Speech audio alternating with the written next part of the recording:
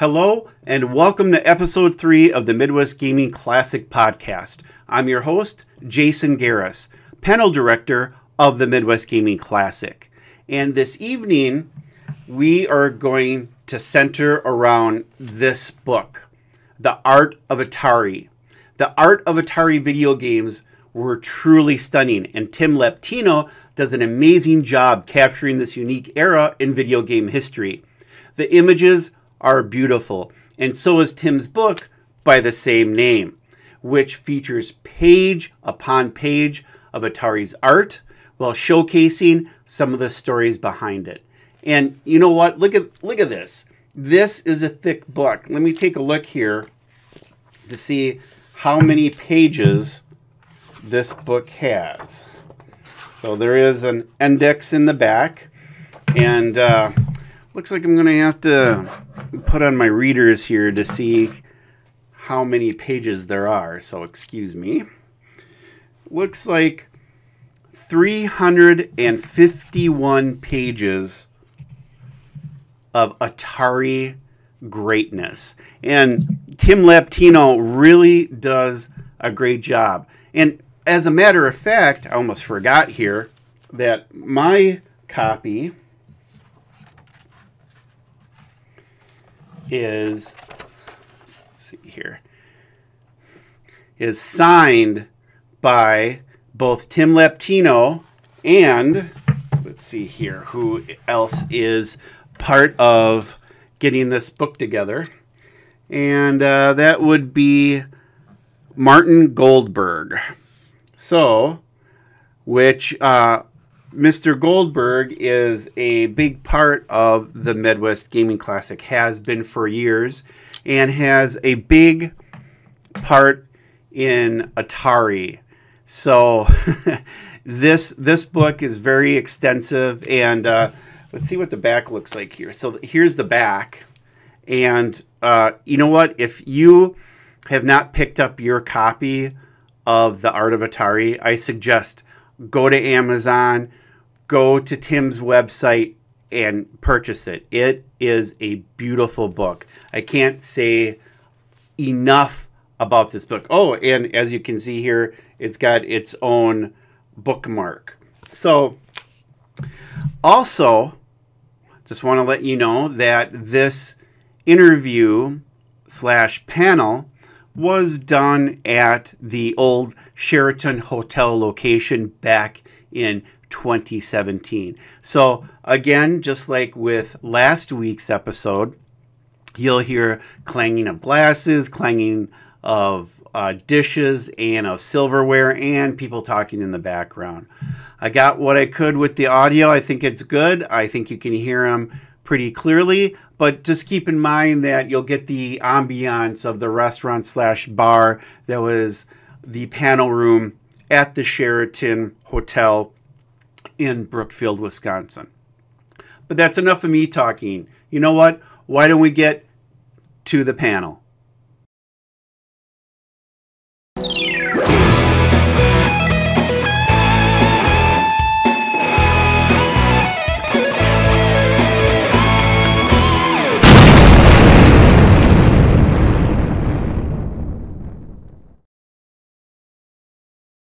When Atari started making games, they were amazing, but the hardware wasn't there to make the visions of what was going on quite so real just yet. Because of that, Atari made some amazing art that they put on their arcade games and on their video games to help show what it was that their games were actually doing. This art is beautiful, and Tim Lapetino saw this art and thought, hey, this would be great for a book, which he created called The Art of Atari. In this presentation, he's going to discuss that book and its creation. My name is Tim Lapetino, and this whole thing really is a story about a boy and a book, right? But before I get into that, I want to talk a little bit about me, my favorite subject. I'm a graphic designer, and I often find myself looking, and working at this intersection of pop culture and design. I've been part of, design for almost 20 years. It's my career, it's what I do, it's my quote-unquote day job, and I've been doing it a long time. Over my career, you'll see where this is going in a minute. I've done a lot of stuff. I've done branding, identity design. Here in the front row is one of my oldest clients. So I do a lot of things. I create logos. I work on packaging for food and beverage brands. I do print design. More print design. And I work on books. And I've been writing and designing books, whether they're something that, my book, or I've worked with other people collaborating on books. This was the Hohokam Almanac that we did with Sony for their PlayStation 4 launch. But if you look at all the work that I've done as a graphic designer and like a branding and marketing person, there's a thread here of video game inspiration that runs through it. You see, now I think you're starting to see some of these images and you get the idea. And for me, it's like, okay, video games. Everybody who's here grew up with or, has been influenced by video games in some fashion, right? The industry is not what it was when I was a little kid. It is huge now, right? The video game industry brings in more money than Hollywood, and it influences everything from TV to film to technology. And for me, video games is a really interesting way to look at what I do in design. It's a lens that we can use to sort of look at all kinds of pop culture, right? And the cool thing about video games is, in our sort of video game subculture, we have our own tropes, our own ways of designing things. We even have kind of a secret language, that people outside of video games don't really know what we're talking about, right? And there's a subculture here. If you've walked around and seen, women dressed as Chun-Li, you understand that, right? But all of this stuff kind of began with Atari, right? And the cool thing about, the video game, and even this local area, you think about like Milwaukee and Chicago. Chicago has often been this big player in the video game history. Chicago has this unbelievable pinball history, and it was sort of, in some ways you might say it was kind of at the epicenter of video games in the 80s, right? There's pinball companies like Bally and Williams, and then arcade companies like Midway, who brought Pac-Man to the U.S. And then there's also, you've got creators of, and some of them are actually walking among you today, is, creators of games like Mortal Kombat, NBA Jam, and all those things. So, this area, whether it's Chicago and surrounding area, Milwaukee, there's a really cool video game history here, and there's kind of there's an indie scene as well. But the cool thing, I guess for me, like, growing up amongst that, it really got me interested in Atari, right? And those are the games that I grew up with. And Atari, whether we realized it or not, was really, really influential. And a lot of the things that they sort of created, this playbook for how to market games and how to think about, selling games to audiences, are a lot of things that we, that the industry does even today. But here's a little bit of context of what Atari, the sort of the history of Atari. It started off as this little Silicon Valley startup before that was a thing culturally. Like, now I say Silicon Valley startup, everybody knows what I'm talking about. But in the early 70s, it was different, And Atari really was the brainchild of two men, Nolan Bushnell and Ted Dabney. And you can see them, they're sort of flanking the Pong machine here. The two of them met at a company called Ampex in 1968. And in 1970, Nolan Bushnell convinced Ted Dabney to say, quit this job you have, and let's start something. They wanted to build the first video-based television arcade game. And I use that very particular language because there were other efforts of things that look like video games. But they were really the first ones to sort of try and commercialize it, right? So they both left Ampex and they created a game called Computer Space. And it was successful enough that their partners that they were working with, called Nutting Associates, that they said, hey, you know what, there actually is a market for this. And so they decided to strike out on their own, and they founded Atari, and they joined this other guy, Al Alcorn, who's the far right in that picture, and they started Atari.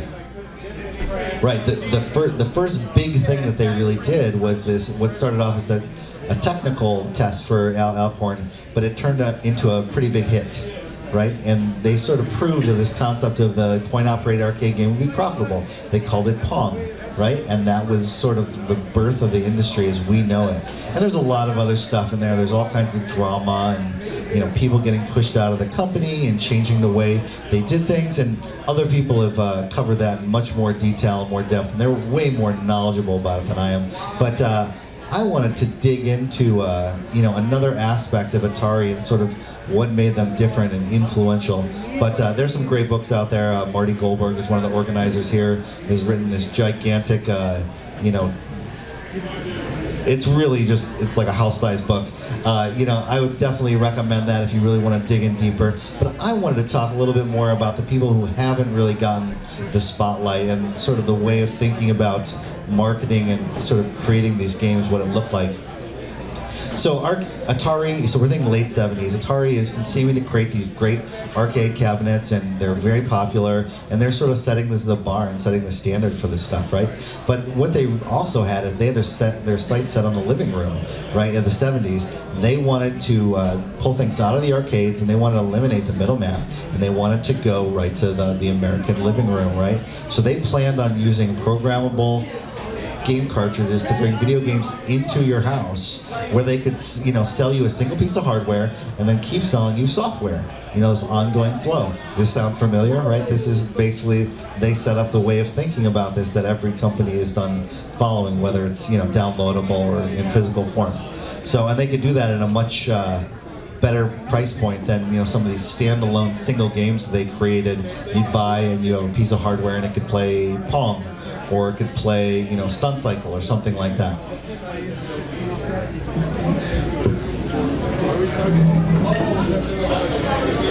So Atari drafted their concepts, and here you can see some initial sketches of what the Atari 2600 might look like. You know, these are from the designer Fred Thompson, who was the industrial designer of Atari. And, you know, their thinking on this, their brief was, we want something, you know, this is, you think about this is the 70s. People are still very intimidated by computers, and personal computers, as we know it, are not yet really a thing. Like, computers are these room-sized, you know, intimidating, big blue, IBM sort of things. And so in the original brief for the Atari 2600, Atari said, this has to be something that fits into the living room, that is not scary, it's not intimidating, and it looks like the other things in your living room, which would be your television or your hi-fi, you know, your stereo sound system. And so you start to see things like this. So you've got this this faux wood grain, you've got plastic, you've got these nice metal switches that come right off of German stereos. And they went through a bunch of iterations of this style until they settled on, you know, the thing that we know and love as the Atari 2600.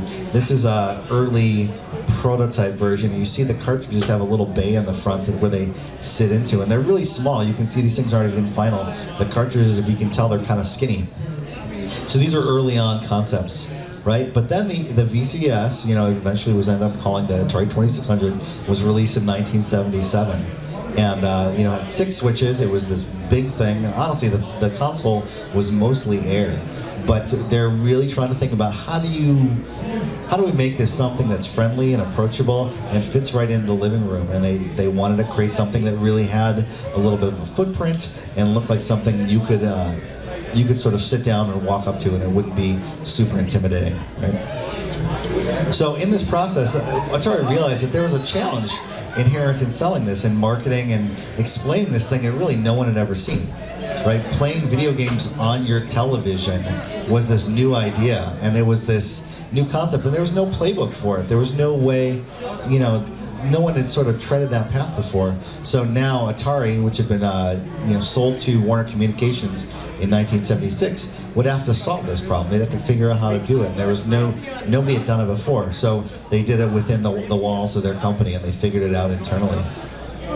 So one thing to think about, you know, in this and thinking about this art was, you know, the Art of Atari. I talk about this a lot. You know, I wrote a book on it, and for me, the art that was used to sell the games was kind of this bridge from the experience of playing the game, where you sit down and you hold that joystick or that paddle in your hands, to what you conjured in your imagination. You know, your first sort of blush with these games is not going to be playing the game was going to walk up to it in a store or, you know, at your friend's house. You're going to look at the box. And this art was part of the story that you absorbed before you even sat down with the console. You know, and I think people who didn't grow up in this area, you know, look at the art and it's like, that's false advertising, because there's such a disparity between this and this, right? That's Super Breakout, right? But for us, you know, that wasn't the case. The art really informed the gameplay, and sort of coupled with this, which was cutting edge technology at the time, you know, for a home system, it made for this very essential part of this overall video game experience. So you brought that story, you brought that thinking that you know, from when you saw that artwork or the marketing, and you sat down and played it, you sort of mapped that to what you were doing. And I think it's a crucial part, and it's something that, you know, is very, very different today. You know, today you look at the box or the, you know, the little thumbnail of a, you know, a game that you're going to download, and it looks essentially just like the game because we have that technology. But here, this was a bridge to sort of create, you know, sort of prep you in your mind and your imagination to what you were going to be seeing. So, you know, but for Atari, that wasn't a huge ask. You know, on the face of things, you look back at Atari and it really looks like this technology-driven organization. You know, the people that we talk about a lot, sort of in the, you know, history of video games, are a lot of programmers and these visionaries who really push the hardware. But, you know, I would say at the core of it, you know, Atari was really a creativity company, almost a design company. You know, and it was a place that creative people, whether they were artists or programmers or designers or marketing people, they had the freedom to sort of take chances and solve problems and figure out things in ways where they could let their imaginations run a little wild. And I think Atari management did one of the things that is very difficult for big companies to do, and it sort of got out of the way of the creative people. You know, so creativity wasn't just the domain of programmers, but it really cut across, you know, all parts of the company, from art and design to programming to marketing. And you know, there's legends about the creation of these actual games. You know, whether it's, you know, the rock star programmers or the hot tub parties. But, you know, I think in all that sort of drama, I think the artists and the designers kind of get overlooked. You know, so one of the reasons that I wanted to write this book is I wanted to sort of change that. So, and all of this really began in a lot of ways with the guy right in the middle here. His name was George Opperman. Not only did he design one of the most iconic corporate identities, one of the, you know, the most like recognizable logos of the 20th century in the Atari logo, but he really helped sort of chart the course, the creative course for this company. And in the process, it really shaped how video games would be, and it also helped Atari become this juggernaut, this huge company. And Opperman, you know, is not really well known and generally tried to keep out of the spotlight. I think the fact that he passed away in the mid-'80s also contributes to this. So whether you're talking about the design world that I come from, nobody knows this guy. But also in video games, he is not a household name like a Nolan Bushnell. So, but he did leave behind this really impressive body of work, and he really was instrumental in setting the tone for the art and design of Atari. So I want to just talk about the Atari. Let me just nerd out a little bit about logos here, right? You know, you think about other corporate identities created in the same era. You think about the Nike swoosh or that Apple logo when it had the rainbow stripes on it. And we don't know a lot about what went. We don't know a lot about what went on behind the scenes for this Atari logo, but we know all these stories about the Nike swoosh and the Apple logo. But this logo has stood the test of time. I mean, walking around here today, how many people do you see wearing this on their shirts? You can walk into a Target and you can buy an Atari shirt, right? You know, even outside of video games, I think this mark is really well known. So we don't know a lot about the creation of this and the way that we know some other ones, but there's some things we do know. George Opperman said in the press that his inspiration for the logo was this sort of back and forth of the original Pong. And here, I'm going to quote him because this is a guy who was not quoted often, and he didn't say much on the record, so I'm going to actually read what he said here. He said, "Pong has a center line and a force, the ball, that kept hitting its center from the side. I thought that you take these 3 straight lines and would bend the center outward, and that's what I designed." So if you see, you've got these sort of the 2 kind of paddles on the left and the right, and you've got this center line like you have in a, you know, ping pong or tennis. And this was his idea to envision what that might look like and then stylize it in a way that sort of looked like an A. So one of the cool things is while we were working on this book, I was able to track down some of the initial logo concepts that George Opperman presented to Atari. So if you see along the bottom there, those are the other logos that sort of didn't make the cut. You know, these were all presented to Atari management, and you can see the one that they picked. Sorry, I lost my cursor here. All right, there we go. So George Opperman was this really talented creative guy, and his skills crossed over from whether it was logo design to illustration and art direction. You know, in my field, you usually have people who can do one of these things. You know, maybe someone's great at designing logos, maybe they're a fantastic illustrator, maybe they're a really good, you know, art director, somebody who sort of manages and sort of molds other creative people. He was really good at all these things. You know, he could tell, you know, the designers, the illustrators what to do, art direct, or he could just sit down and do it himself. You know, so he really had this sort of street cred within Atari. He wasn't just a suit. He was somebody who rolled up his sleeves and did it. And here are some of the logos that he did for a variety of arcade games, home games, and pinball games made by Atari. And they all have this sort of style to them. You know, whether you're a design person or not, you can recognize these things have a look, you know, that was really popular in the 70s and 80s. You got this really sort of bespoke typography with lots of bands and lots of bright color. But he also did a lot of illustration work. Here you've got Airborne Avenger illustration, and then the classic Missile Command art, and that's absolutely one of my all-time favorite pieces of Atari art. You know, and I love it because you can just see he's not just good at rendering, you know, people and making it look really good and realistic, but he's also just a really interesting designer. He's using three-dimensional space to sort of pull your eye across this thing. You see, you know, the guy at the control table, and then you have this sort of these missiles coming at you and moving away from you, and then the background sort of changes your view, and you have these cities that are burning because they've just been, you know, decimated by missiles. You know, it tells this story all at once, you know, which I think is what makes a great illustration. So George Opperman, like I said, was a big influence in setting this tone for the creative culture at Atari. They were a really hard-working group, but they also were able to have a lot of fun. You know, and underneath the deadlines and the demanding pressures, there was a real freedom to pursue really great work.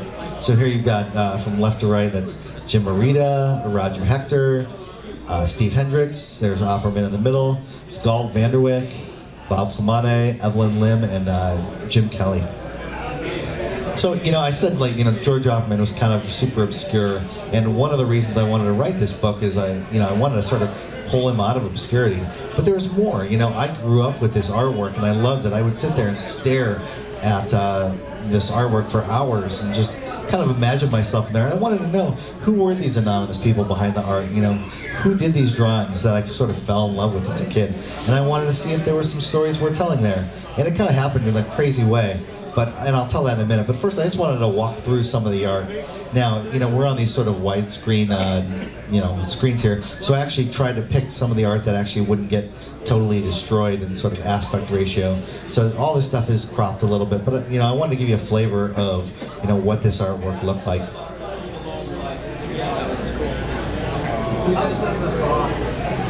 So like I said before, you know, like, you can look at this really cynically and say, oh, you know what, they create all this illustration just to sell video games. And yes, that's true, right? I mean, that was what birthed this. But at the same time, like I said, I don't think you have the success Atari has without this artwork. It was a really crucial part of this game experience. These artists look around them, they looked around themselves and they saw things like paperback book covers and LPs and, you know, those are records. You know, movie posters and 8-track cartridges, and they were influenced by all this stuff. And, you know, as they were trying to figure out what did video games look like when you walked into a video store or into a Sears or something, what did they look like? So here's this is 5200 Asteroids by Terry Hoff. And I just love the idea. He's sort of, you know, he talked, when I interviewed him, he said, you know, I really wanted it to almost be a first-person sort of view, and this idea that you were at the controls of the spaceship destroying all these, you know, these moving asteroids and these rock formations. And it's just a really interesting way to visualize it. Here's Berserk for the 2600 by Hiro Kimura.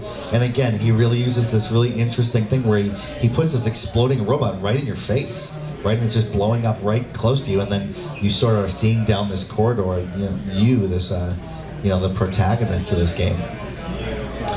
We got 2600 Centipede by Burrell Dickey, which is It's really fun. And again, you think about this, and I don't need to overemphasize this, but you think about, look at the way he uses 3D space in this, this centipede is sort of, you're really close to it, and it's sort of moving back into space and wrapping around this guy.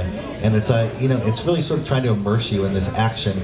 These guys, sometimes they would get to play the games, sometimes they were just given a couple sentences for a brief, but what they really try to do is sort of immerse you in whatever emotion or feeling that you were going to get when you were, sitting down with your joystick.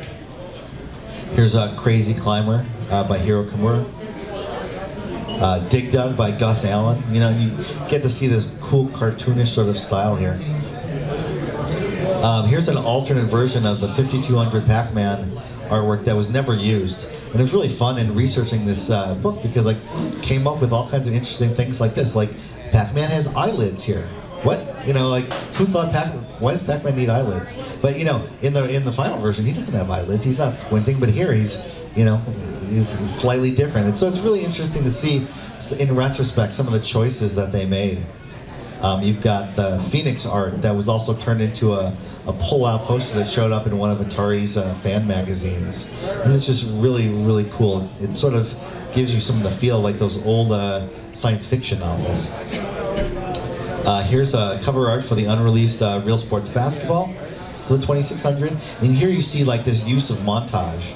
Right, in montage, obviously, you've got all these different images sort of sitting in the same space, but they're looking at different locations. And this was super big in the 60s and 70s. Like, this was the style of editorial illustration.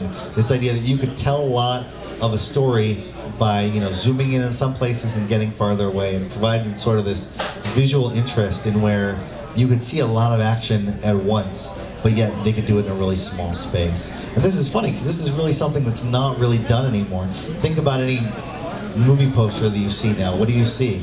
You see, you see a bunch of people sort of standing in the same foreground, or you see a bunch of photoshopped floating heads, right? And this is a very different style, but these guys were picking up what was sort of popular in the day and sort of running with it. So I just want to show you a couple more. Here's an unused interior manual illustration for Vanguard for the 5200 by Terry Hoff.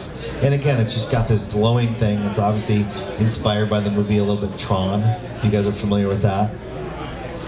This one should be somewhat familiar visual, if not by the name. Ralph McQuarrie, the guy who designed a lot of the look of the original Star Wars film. Like, what would Darth Vader look like? What did Luke Skywalker, and a lot of the movie design work he did. And this is the only piece of artwork that he did for Atari. And it was really cool. They're like, what if we could get somebody like Ralph McQuarrie? And someone's like, well, why don't we just call Ralph McQuarrie? They're like, oh, he's probably too busy. And he said, no, I was happy to do it because everyone thought I was so busy after Star Wars. But the truth is, hey, you know what? Illustrators have to eat too, right? So he did this one piece for Atari for Vanguard, which is really cool. And if you look at it, it is sort of this mashup. You can sort of see the influence. It kind of looks like Hoth. Those kind of look like Imperial ships. So you get a little bit of the flavor there. And then here's one more. This is a totally wild Space Invaders illustration for the 5200 by Bud Thon. And I just think it's really fun, because they had these really simple graphics to work with, and they had to keep coming up with new ways to visualize these games, especially as they'd re-release them.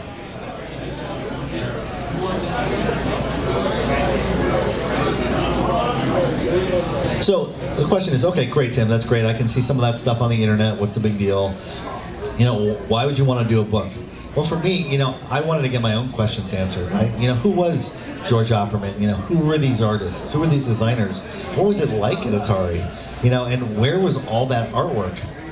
And it was kind of this Indiana Jones style quest, where I actually did end up digging up the guy who painted Indiana Jones, which was kind of cool. But it was a huge project for me. It spanned almost 6 years, and the result of it is this, sort of coffee table book. And let me just jump real fast here. It started with a blog post. So in 2010, we were trying to come up with, my company, we were trying to come up with a story to write around Thanksgiving. And so I said, hey, let's write about the artists and designers that we're thankful for. And I wrote about a guy named Cliff Spun. And he was one of the Atari artists who I knew of, right? And 2 years later, I got a comment on this story, and this woman said, hey, I know Cliff Spun. I grew up with this guy, down the street.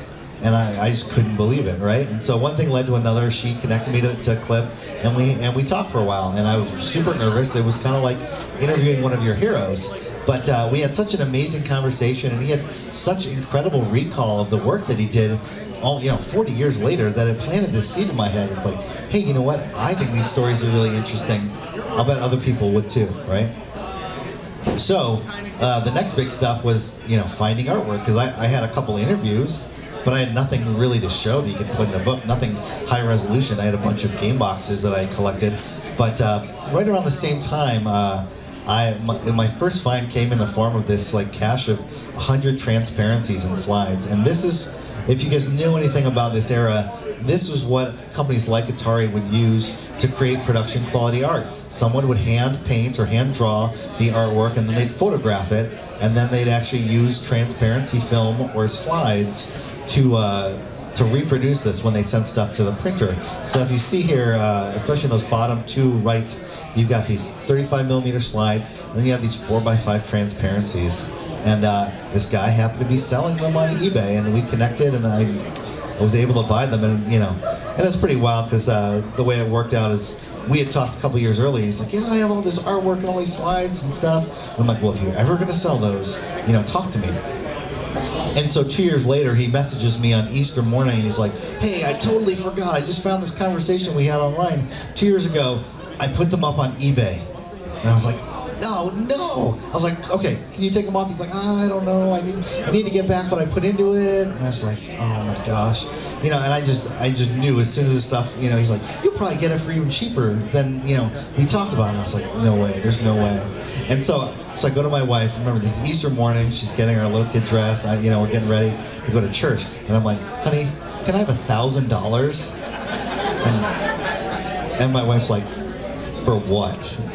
Right, and so I told her this whole story, and I'm like, all right, I gotta blow this guy away with a number. I've gotta have this. This is this book, and think about it, this is like 2011, 2012, and let's just say I have an amazing wife, and I was able to store all this stuff, and this was the first thing that made me think that, hey, you know what? Not just for me, as this collector hoarding stuff, but really as somebody who wanted to preserve this stuff. So this was the first step of actually making something like this real, because you need the artwork, right? So I started traveling all over the place and calling all these people and driving hundreds of miles, meeting with artists and industrial designers. I interviewed people like, Marty's back there.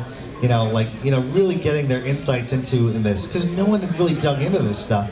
And so, I started meeting with private collectors and people who were there, people who even, when Atari was sort of shedding some of its, some of its locations to get rid of things, they were actually dumping stuff into dumpsters as they closed locations. And some of the people even were at night sneaking in, jumping in, and rescuing some of it. Some of even the artists found out that a lot of the work was getting tossed, and they went in there and tried to save some of this stuff. So this was long before I was working on this, and people have held on to this stuff, because there's this whole cool historical chain of people who believe that this stuff was important culturally and wanted to hang on to it. So I sort of felt like I was the recipient of all this other work, and it's sort of humbling to be, and this may sound a little highfalutin, but being the custodian a little bit of this stuff. And so there's a lot of generous people who were saying, oh, you're doing this book? Great, we're totally in on that. We want to see it preserved for this next generation.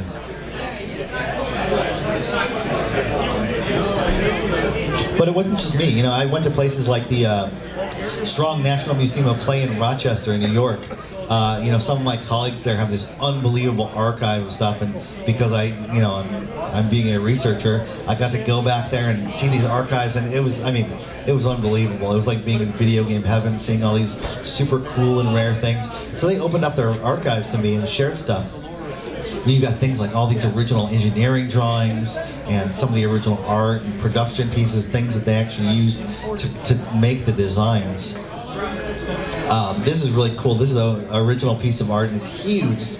It's much bigger than this table from a collection from a friend of mine in the Midwest, and he just had this piece stored away. And he's like, yeah, you can come and shoot it.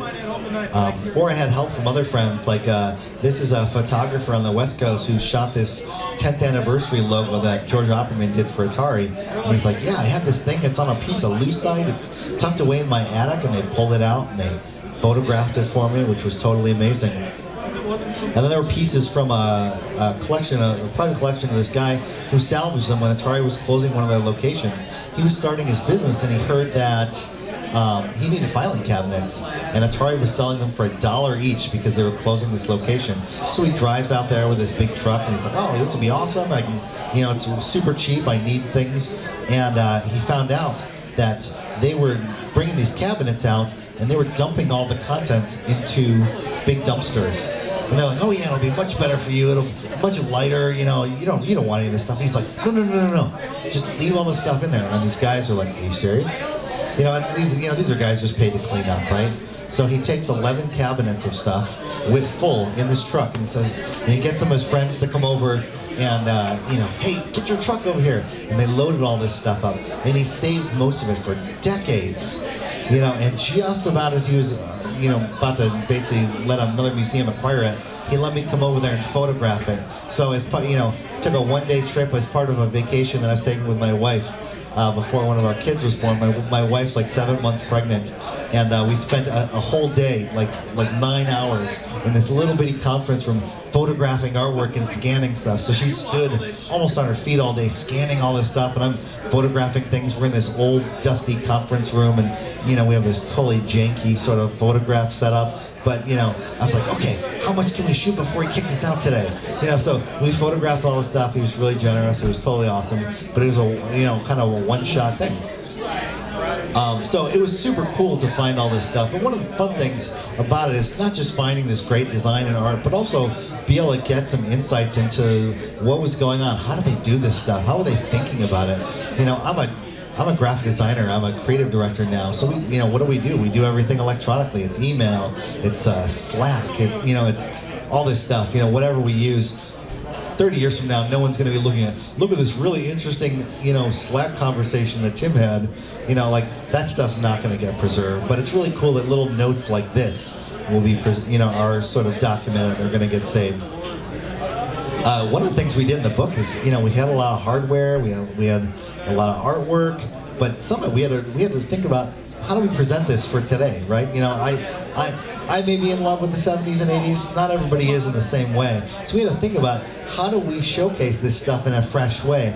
How do we come back to things that, you know, we might laugh at the technology by today's standards. You know, you're carrying in your pocket more computing power than anything Atari ever dreamed of, really, right? But how do we show this stuff in a way, in all its beige and brown glory? How do we photograph it in a way that's going to be interesting and it's going to tell the story that we want to tell? We went to some pretty great lengths, and this whole process of years has really turned me into something of an advocate for preservation because, you know, so much of it didn't survive. I mean, companies just didn't have these, you know, these methods for preservation. They didn't think about these art assets as part of their, you know, their intellectual property. This was something they used to sell games, and then they tossed it, right? So a lot of it doesn't survive. But, you know, sort of a blend of preservation and restoration means that, you know, future generations, if they're still into this stuff, they'll be able to look back and understand what has really become a super influential part of our cultural history. And I think that was really my first and foremost thing. It wasn't like, I'm going to make a book about Atari and make $1 gazillion, right? You know, it was really to sort of share the stuff and preserve it. So I took, you know, some pretty great lengths to do so, because, you know, when you look around you and you see a whole bunch of sort of rapidly deteriorating 40-year-old cardboard boxes, you realize that something has to be done here, right? So, like, this photo is a small example of this. Atari did a version of their Atari 2600 console that never actually made it to market. They were calling it the Atari 2700, and it really was a remote control version of the console, and it was beautiful. The industrial design is really nice. It had this really cool brown look to it. It had a flip-up lid where you could store these controllers, and these things had these telescoping you know, RF antennas, which was cutting edge. Now the problem was that they hadn't figured out the radio frequency thing yet, so people would be inadvertently opening people's garage doors, and if your neighbor had one next door, you'd get interference between yours and theirs. So this thing actually, at the 11th hour they put the kibosh on it, but not before some of the artwork had been done for, and they even did photo shoots. So this box was really cool, but it didn't actually exist. So the only version of this box that existed, it was a rolled up paper proof that a printer would send you before they'd actually produce the actual boxes. So a guy whose dad was part of Atari at the time had this rolled up in his closet, in the back of his closet, and it was stained and it was dirty and wrinkled. It was this nice big full-size thing. So I had it professionally scanned, and we painstakingly digitally retouched it until we brought it back to its original, what it would have looked like originally, and then we had a digital file, and then we took it to a printer that I use in my day job to sort of do box printing, and we made a box. And so this is what the box would have probably looked like, and there's some little things on there, like there's no UPC and there's some legal stuff, but this is what the box would have looked like, and we made a couple of these, and one of them we photographed. But the idea is that, this may sound dramatic, but I really feel like we reached into the grave and pulled this thing out there so that, people could appreciate what Atari had done back in the day. And that was a blast. I mean, that was the most fun I had retouching anything, and probably ever will. But we really worked hard on it. But for me, it was really it was about honoring the designers and the illustrators who really did a lot. People like, here you see Judy Richter and Evelyn Cito, who, really unsung heroes, but they're very instrumental in sort of bringing Atari's design up to the level of other industries where design was much more established. Oftentimes I think you see, especially tech companies where engineers tend to lead the way, you can tell that, no offense to the engineers in the room, you can tell sometimes when engineers design things. But Atari, there was, Nolan Bushnell, for all, his faults and stuff, he really understood what he didn't know, and he brought on people who really knew what they were doing in terms of like illustration and design. So, like I said before, game boxes were this huge part of selling, way before the internet. Because before, everyone would see your TV commercial, the boxes were the first things that you were going to experience. Long before you knew what it was like to play that game, you'd walk in and you'd buy it. There weren't a lot of video game magazines. There wasn't a whole lot of play testing. And Atari, their great design sort of supported this artwork, and they built a brand that really stood out from, all these competitors that started popping up. So the illustrations had to play really well with the design as well, and these are just great. I mean, Night Driver's a simple game, but it's a great racing game. Othello is this classic game. They really sort of gave you a little bit of the story and a little bit of intrigue that sort of got you thinking about yourself playing these games. And behind all this stuff was this analog process. We totally take this for granted, and thank goodness it is this way now. We have this sort of single designer workflow. If I want to create a box, and then have it produced, I can create artwork. I can set the type, get the typography on there. I can get it ready for production, and I can send it to the printer. In the late 70s and early 80s, that was a job of like 7 people. And I'm not even exaggerating. So there's all these steps of people from, from production artists to designers to paste up people to typesetters. And so it's really, really cool that you can see this is like a tissue, these are tissue overlays, and these would get sent to the print house as they were building these things. These were built on a 1-to-1 scale, and they have these little prop marks, so everything that sat on top of the other piece of art would line up perfectly, and it would tell the printer, print this way, this needs to be this much magenta, this much yellow. We have software to do almost all this stuff now for us, and it's amazing, and we don't even think about it, but there's this huge craft going on here. These are illustrations that were in the Demons to Diamonds manual, and somebody hand-cut these illustrations out of this red film called Ruby Lith. If you look closely, you can see little X-Acto lines where they made the cut. Somebody did this, by hand with a straight edge, and I mean that's tight. That's some tight stuff, and I get excited about that because I'm a big nerd, right? But I think it's fun just to see the craft that went into this. When you had a change, you couldn't just go back into the software and do it. Changes were made by hand. You see things cut out and peeled off and pasted over, and the process was a lot slower, but it's very methodical. Now, I don't know, I deal with clients every day in my day job, so I don't know that clients were any less demanding at that point, but it did sort of create a bit of separation. Now a client can call me up and be like, Tim, change this word, or we don't like this photo, right? But there was this whole craft layer removed from clients where you'd be like, well, let me talk to the paste up artist, I gotta meet with my production team. You could sort of step away from it, and I don't think they heard very much of this. Well, my nephew can do that in 10 minutes in Photoshop, right? But for me, I'm really interested in process. I'm one of those guys who I watch all the director's commentaries of all the movies that I own, because I think the creative process is not just instructive, but I think it's kind of inspirational, and it really gets me thinking about how I do my own work. And I think when other people talk about their work, it's really inspiring. It gets me to question the way I think about what I do, and it's just even, are there better ways to do it? So that was a big part of this book for me, is pull back the curtain a little bit on these people, for creative people, or maybe people who aren't so creative, and see how, where they went, and the different rabbit trails and avenues they could have gone down. This is Video Checkers by Steve Hendricks, and it's just neat to see his original sketches, and then what ended up happening there. Why there was a solo guy there who kind of looks like I don't know, almost like medieval Vincent van Gogh. But then you've got this guy, and suddenly there's this relationship. Who is this? That guy his evil father-in-law? What's going on here? I don't know, but there's just a suggestion of story. And these guys were great illustrators, but also in a lot of ways they're world-class storytellers, right? And even if it's just a tiny bit of story, I mean, if you can make checkers interesting and add drama to checkers, then my hat is off to you, right? So. Atari was also great, breaking ground in a lot of ways in industrial design. And thanks to Apple, everybody talks about industrial design. We're like, oh, my phone doesn't have a bezel on it. Now it's flat. Oh, and it's rounded, and I like that way. And, everybody is really into this. But, at the time, that wasn't really the case. And they were still figuring out video games. So for this is the Atari Video Music, which is this crazy stereo product that you could plug from your stereo into your TV. And so whatever you were listening to had these wild visualizations based on the sound coming from your stereo. But it's a totally nutty product. It didn't sell very well at all, but it's really cool. But you can see them trying to figure out, what do video game things look like, right? And here you can see that they totally are borrowing from home audio. You look at those dials; they're like these German stereo knobs. And you've got this brushed metal. You have this wood veneer on the sides. You can see what they're doing here. This is the same. This is a concept of the same system, and they're sort of channeling this living room friendly aesthetic that looks like my Zenith Allegro stereo at home. It's got faux wood grain, these dials, and these toggles. But you also look at computers, and Atari was pretty much at the forefront of computers.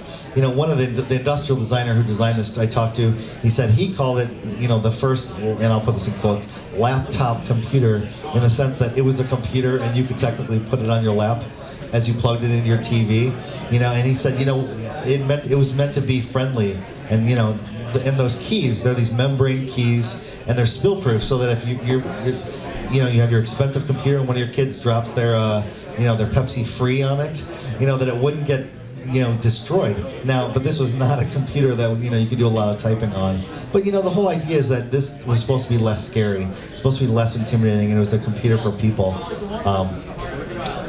You also see a lot of beige, but I think there's something cool here. I love beige personally. I have kind of a love affair with the color now, and I'm waiting for a beige iPhone. I would be like all over that. But Atari was really figuring this out along with some other companies, and they were trying to figure out both the design and the engineering thing. From things like removable memory, you want to add memory. They had these very nice memory sticks that you could put in there, and they were really well labeled because the numbers were huge, and there was very obvious arrows and spots where you put in it. And it was the beginning of what we consider like sort of user-centeredness, and that's super cool. And they were doing that across everything from cabinet design, ergonomics. That wasn't a thing. They did their own stuff. There weren't studies. There wasn't tons of research. They were figuring all this stuff out, whether it was in an arcade or a retail location, and they did some crazy stuff. They did some nutty things. You see, here's one of the designers, sitting in a full-size cockpit version made out of plywood. They had to test this stuff themselves, right? Because the industry was changing really quickly, and they were trying to standardize things, but still, it was kind of the Wild West. Here's the Atari 2700 you showed you. It's like brown plastic. It's like I'm still waiting for brown plastic to come back. But this is a prototype for an all-in-one computer and a video game system. They were getting at some of these, this never got made, but they were getting at some of these ideas that we sort of take for granted now, right? They're part and parcel of sort of what we do. And it's just fun to see people who maybe didn't have a huge tech background, some of these artists, because they really were artists. And to see those sort of things come to life, farther along. Look at like tightly integrated systems with closed hardware. And kind of like Apple has, and in some ways, Atari was really ahead of its time. But it's really interesting because they had a lot of awesome technology. Oftentimes, they were really ahead of their time, but they were creative people, really sort of pushing this forward, kind of visualizing what would today look like and what would the future look like. So for me, sure, there's part nostalgia, and part of it's about going back to my childhood, but really it's about preserving this like little slice of art and design that just happened to come out of a video game system and out of a video game company. And so for that, I think there's a lot for us to learn and a lot for us to appreciate on that. So thank you very much for listening.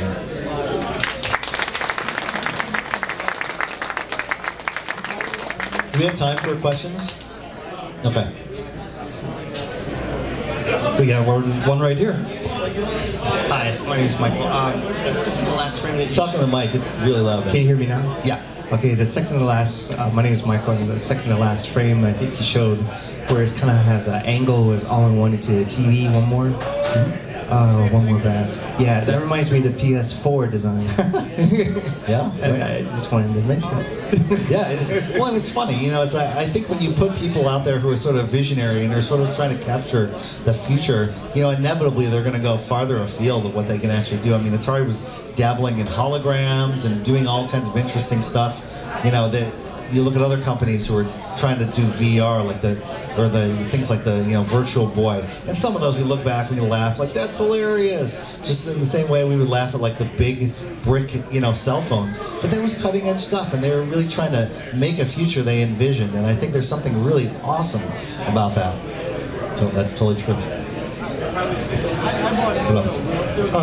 Did the art director have an idea in mind when he was going for a game? I'm assuming each of the artists had their own style, or did he tell them he wanted a cartoonish or photorealistic? Yeah, so the question was like, did they have a style in mind?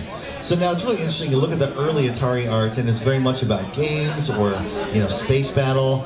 One of the first artists to do this stuff was named Cliff Spawn, who was a freelancer, and he had this montage style of art that was kind of popular at the time. He was really influenced by another guy named David Grove, who was pretty famous for an illustrator in that time, and he really sort of borrowed a lot of that feel and sort of took it to another level. So Cliff did almost 20 of the first Atari 2600 games, and so when they started realizing, we have way more games coming down the pipe, we need more bodies. So they started hiring young art students right out of college, and they said, see Cliff's style? Do that style. And they started that way, but then as the games started to, they had more and more games that came out of, arcade conversions, right? They're doing ports of arcade games. You think about Dig Dug and some of those games. Now they're starting to be, Pac-Man. They're more character-based, right? And those were some of the first games that had a main character, right? You think about Space Invaders or Defender. There's not a singular main character, but as soon as they start going more character-based, they started widening the sort of palette of illustration styles. So now you see them influenced by animation and a little bit by, anime and some of these other, more broad and diverse. And then you see the styles start to change. So then they got more flexible, and then you have licensing start to come into it because, these companies that own the rights to these things. Like, well, this is what Pac-Man should kind of look like, or this is what we do when we do Mario. And they had a little bit more restraint, but they were still trying to push the envelope. And I think that as an aside, I think that's one of the interesting things for me. I work a lot in intellectual property and licensing. And if you want to license something, let's say we want to make a Gears of War, sleeping bag. We're going to talk to the makers. We're going to get the key art, they call it, and that's the art that's going to go on the sleeping bag. Done, right? End of story. But for Atari, they were going to be the first ones to license Pac-Man for home consoles. They said, all right, go for it. So they made up their own Pac-Man, and their Pac-Man's crazy looking, like totally different than we saw on the side of the, the arcade cabinet. If you look in the book, I don't have a slide of it on here. The very first version they did of the Pac-Man art is this totally nutty Pac-Man, skinny and lanky. He's got arms and legs, and he's silvery, and the ghosts that are chasing him are the right colors, but they have these big mouths, and they're drooling. I mean, it's just totally wild, and it totally got killed. But the idea that they were pushing it. They were kind of trying to re-envision what this was, because there wasn't a lot of Pac-Man art, at that point. And they had the freedom. It was kind of this weird Wild West where they could sort of do kind of what they wanted to, and that would never happen today. If you work with Namco Bandai today, who owns the rights of Pac-Man, Pac-Man's going to be yellow. And he's going to look this way. And that's cool, and that's great. And as a branding person, I understand for brand consistency, that's what you want. But this was a different era. So things were pretty different. There's another question up here. Give me a minute. So your love for Atari is very... Closer. Sorry, is that better? Yeah. Okay, so your love for Atari is very apparent, and your love for the art. But I'm curious as to, do you still play? And if so, how often? Do your kids play? Yes, yeah. So I have 2 little kids. They're 5 and almost 2, and I really didn't want to make the mistake that a couple of my younger brothers have made, and they started them off with Xbox 360. I think that's great, that's awesome, but man, there's nowhere to go up after that. You're 5, you get an Xbox 360. I feel like, okay, what's next? A bike? A car? So I really want my kids to, as much as they're going to be like, Dad, I want them to appreciate sort of, the train of history. So by the time we get to play, something that Ed has created, they're going to get a really good understanding of what came before. So like right now, my 5-year-old, she thinks the NES Teenage Mutant Ninja Turtles is the best thing ever. And she sits there playing next to me, and she's trash talking. She's like, come on, Leo, we gotta get these crumb buckets, because that's a bad word if you're apparently 5. That's her trash talking. But I love the fact that also the games are a little simpler. So, and also I can still beat my kids. That's good. We play anything with more than 3 buttons on the controller, I'm probably lost. So yes, yeah, I do still play. Anybody else? I'm on this side of the room, but I saw you too. Hi, you mentioned how the box illustrations really did a good job telling the story of the game. What were the illustrators given as far as direction or reference? That's a great question, and I think you can see them sort of coming up with their process as the company matures. At the very beginning, Cliff Spahn said, yeah, they told me, hey, this game's going to be, it's called Video Olympics. And that was all he got. Literally, that was his brief. Video Olympics. He's like, okay. So you see there's a little bit of disparity between what is actually in that game. And so he said, okay, I want to create the feeling of the Olympics, right? So you see Video Olympics, and it's this great montage of hockey players and tennis and baseball and all these different things. And sometimes they got a really, really simple brief. Other times they actually got to sit down and play the game. And they would talk to the programmers. Some of the programmers were like, hey, I was really sort of in this for the tech challenge and figuring out how to move this thing to the other place. But sometimes they had a story in mind. Yard's Revenge is a great example of that. Howard Warshaw had a little bit of a story, and they sort of concocted this backstory about that game, and they turned it into a little comic book that got packed in with the game. So there was this whole sort of world building aspect that's already going on with some of those games. You see that's a little bit later on in the process. So you see it goes from very, very simple to, well, the marketing research tells us people like this. And we eventually got to that place, but it didn't start out that way. There's some other questions on this side too. I'm a big fan of Tron. That's recently became a graphic designer as well as an animator. And I just wanted to see what your take was on the art for Atari with Tron, or anything that's related to it. Yeah, well, I mean, I'm a huge Tron fan as well, and I think these guys and girls were pulling from pop culture, right? There was no benchmark. So whenever something like Star Wars or Tron came out, things that sort of pushed the envelope visually, you can tell that they were really paying attention to it. I mean, you look at some of the other Atari arts, some of it is shamelessly pulling from Star Wars. You're like, yeah, I'm pretty sure that's a TIE fighter, thinly veiled, and these guys would they would go to the model store and they'd buy plastic models of Star Wars and Battlestar Galactica, and then we have a term for it now. It's called kit bashing, right? Like it's a thing. But back then they was like, yeah, we're just gonna put these things together, and then they, in a weird way, and they glue things on top of other things. Then they photograph them, and that was the basis for their artwork. So there's a reason why it kind of looks like a TIE fighter, because it probably came from a snap together model. But that they were borrowing from pop culture just like we would. And maybe now the influence is a little more obvious. They didn't have the internet. They weren't like, oh, let's look on Google Images. I'm gonna look up spaceships, right? They had to do this work themselves. So, and sometimes it was kind of this DIY sort of fashion, which is really cool. So I know you talked about unreleased consoles in here, but also in the book you talk about some unreleased games. And I know there's a lot out there. There's more being discovered every time. Do you have any interesting stories about some of the things you found with some of those? I'm trying to think about, in terms of unreleased games, there wasn't any crazy stories, I think, of other people that hadn't, unveiled things. But for me, it was like, what else was going on behind the scenes? Like some of the stuff, we have this in the book, there was a work in progress. There's a Dukes of Hazzard game, and they actually got so far as to do some Dukes of Hazzard art. And I love the Dodge Charger as much as anybody, and it's really fun to see what that might have looked like, through the lens of the early 80s art style. So you got things like that. There was a concept for a Wonder Woman pinball game that never really got made, but some art got done. And it's just cool to sort of see some of the thinking behind, if these things were to happen, what would they look like? Atari was working on a voice-activated, they call it the voice command module or something like that. And actually you would wear a headset and you'd be like, turn right, turn left, which sounds horrible actually today. But you think about, like, they were trying to visualize what that would look like. And so some of the packaging that they did was these, like Space Soldier with a big microphone on the side of his head, or you had a baseball coach, again with a big microphone on the side of his head. And they were trying to figure out, how do you tell the story of this technology? Voice activated anything in 1983 was going to be pretty mind-blowing. So how do you stay close enough to the things that people do know while still tell a compelling story about sort of tomorrow? And I think that's a fun thing for me. Any other questions? Down in front.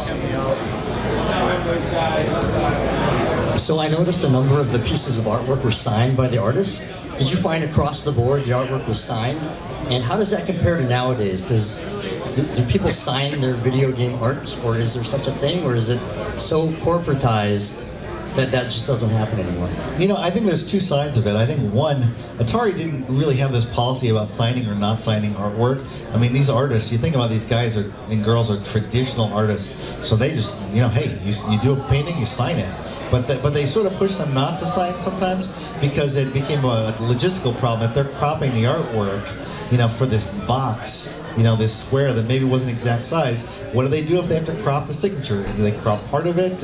There was no Photoshop to get rid of these things easily, so they tried to push them not to do it. But Atari, just especially early on, didn't credit the artists in the, there wasn't a credit line or something. Some of these guys put their own credit lines, and they put them close enough to the art that they couldn't get cropped out. And that was really helpful for me to, in sort of analyzing these things. I mean, at some points I would actually get a jeweler's loop and sit down and look at the boxes and try and figure out, now, what does that say? And the nice thing is, once I met a couple of the artists, they'd be like, oh, well, that says that. And I'm like, I can't read that. And I was able to unpack who did what. But some of them, like some of these art pieces were done with pseudonyms. Like Gus Allen is not the real name of this guy, and no one really knows what his actual name was. And we're pretty sure he passed away, but we don't even know what his real name is. And there's some, this may or may not be true, but there's a D. Smith that signed another piece here, and I kept wondering, who's this D. Smith?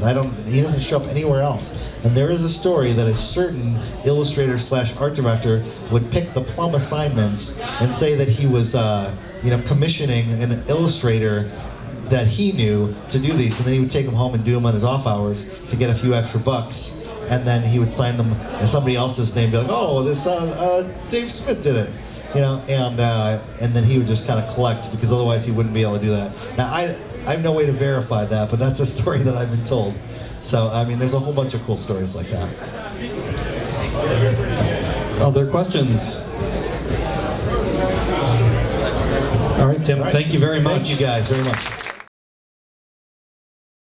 And there you go. That's it. That was The Art of Atari from Tim Lapetino's panel at the old Sheraton hotel location in Brookfield, Wisconsin. And I'm going to show this book again so that you remember how cool this cover is and the back. And just go to Tim Lapetino's website, timlapetino.com, or go to Amazon and you'll be able to pick up this fantastic book. If you are a fan of Atari, I highly suggest getting it. The photos that are in there of pre-production artwork and the actual production artwork that ended up on the boxes and the instructions are in there. A lot of behind-the-scenes photos that have never been seen before. Do yourself a favor and get the book. You won't be sorry. I know I just said that, but it's a great book, and I highly suggest it. So, until next time, take care, stay safe, and game on.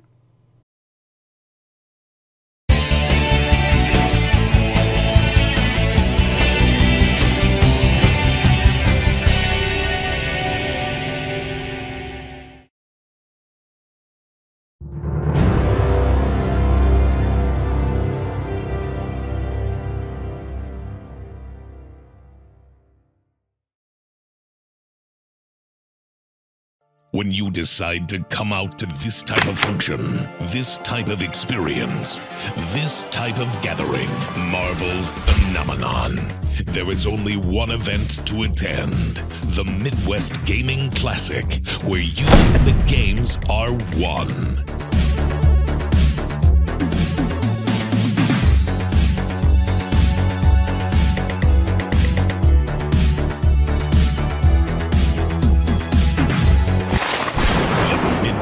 Gaming Classic. It's not just child's play.